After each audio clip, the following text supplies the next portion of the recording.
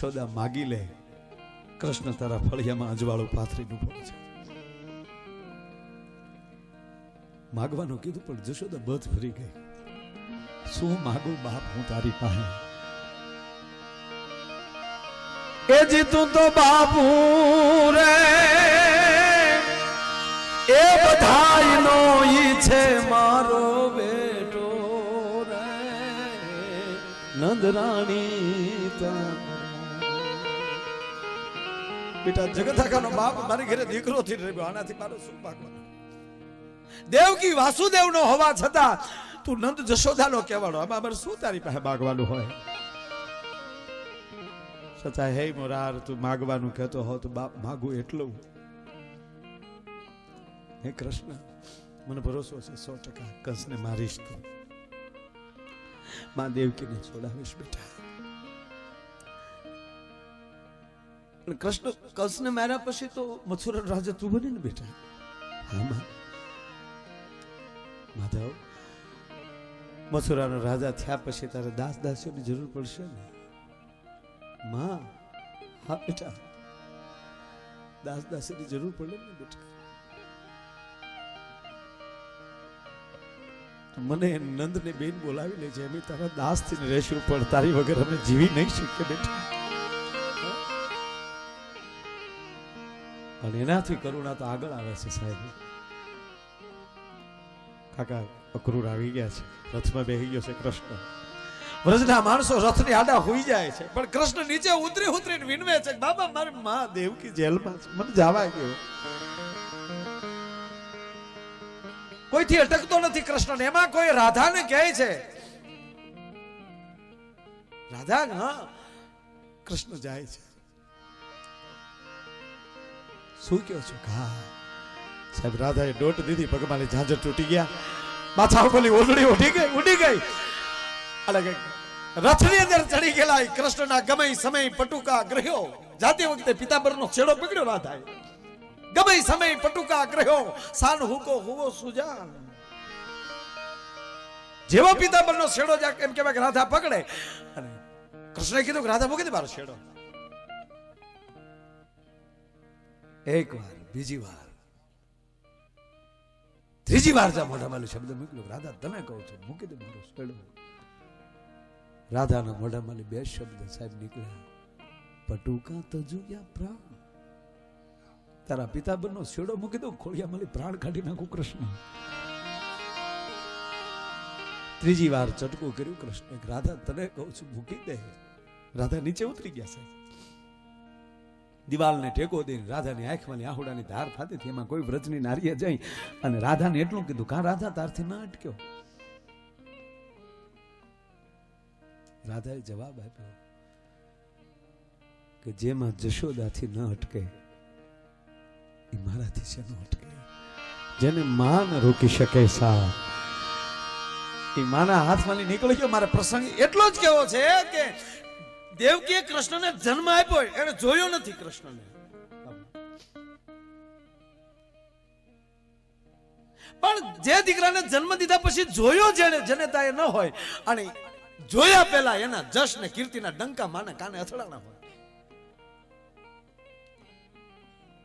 અને એ જ કૃષ્ણ જયારે કંસને મારે એ સમાચાર દેવકીને મળે, અને બીજા સમાચાર પાછા એ મળે કે હવે કારાગૃહ બાજુ કૃષ્ણ આવે છે. અરે દેવકીની હાલત શું હશે તમે વિચાર તો કરો. હુકમ છૂટી ગયા, બંધનમાંથી મુક્ત થયા, જેલના દરવાજા ખુલ્યા સાહેબ. પણ હજી સુધી કોઈ ઈ નથી લખી શક્યું કે કૃષ્ણએ દોટ દીધી કે દેવકીએ દોટ દીધી. એ મળ્યા કઈ રીતે, કેમ મળ્યા? દેવકી કૃષ્ણને પગે લાગે છે કે કૃષ્ણ દેવકીને પગે લાગે છે? દેવકી રડે છે કે કૃષ્ણ રડે છે? છોડો. પણ લગ્ન થયા પછી 7 સંતાનોને પોતાની નજર સામે મરતા જોયા પછી 11 વર્ષના કૃષ્ણને કંસના મારતલને જેને માને મુક્ત કરાવી હોય એવા દીકરાને જેદી માએ જોયો હોય, અને એની હાટુ જેદી રસોઈ બનાવવા માટે દેવકી રસોડામાં જાય છે. એટલા વર્ષો પછી આવા દીકરા માટે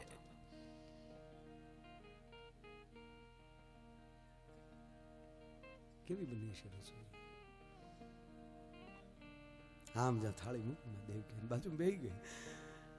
કૃષ્ણ જુલ્ફા ઉપર હાથ મૂકતી જાય, ટાપલી મારતી જાય, કેમ હું વાલ કરી લઉં ચટ.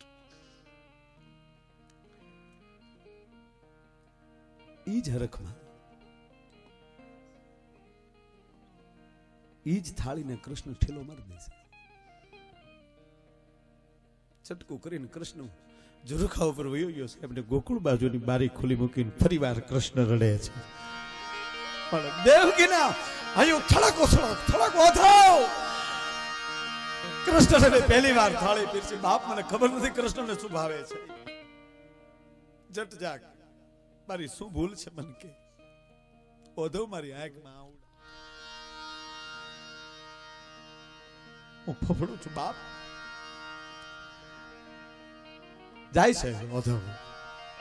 કૃષ્ણને કહે છે કે માની હાલત તો જો બાપ. શું કામ તું રડે છે? થાળીનો ઠેલો કેમ માર્યો તે? ફરી વાર ઓધવના ખંભે હાથ દઈને કૃષ્ણ ઓધવને ખંભે હાથ દઈને રડ્યો છે એટલું કોઈને ખંભે રડે. ભીલનું ભાન લાગી જાય, અર્જુન આવી જાય, ઓધવ આવી જાય, બેયને ખંભે હાથ હોય.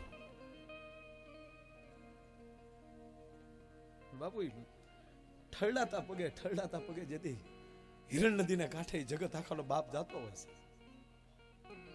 અર્જુન, મારા પરપોત્રનું ધ્યાન રાખજે. જગત આખાનું ધ્યાન રાખનાર પોતાના દીકરાની ભલામણ જેથી કરતો હોય,